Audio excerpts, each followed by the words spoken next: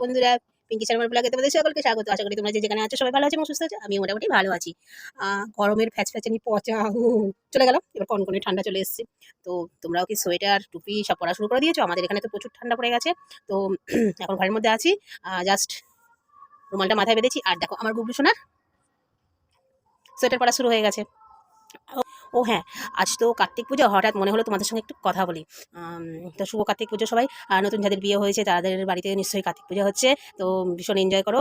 আর যারা পুরানো আছো তারাও নিশ্চয়ই কার্তিক পুজোতে ভীষণ আনন্দ পেয়েছিলে। তো কমেন্ট করে জানিও একটু কে কেমন এনজয় করেছিলে, কে কেমন মানে কার্তিক পুজো আসলে একটা ভীষণ খুশি খুশি ভাব মনে আসে, তাই না? নতুন যাদের বিয়ে হয় তাদের তো বিশেষ করেই। তো এই কার্তিক পুজোর আনন্দটা না আমি কোনোদিন পাইনি। তোমাদের কি নিমন্ত্রণ আছে আজকে সবার? কমেন্টে জানিও। আর প্লিজ আমার চ্যানেলটা একটু সাবস্ক্রাইব করে দিও, একটু কমেন্ট টমেন্ট করো। টাটা, আবার দেখা হবে। Good night.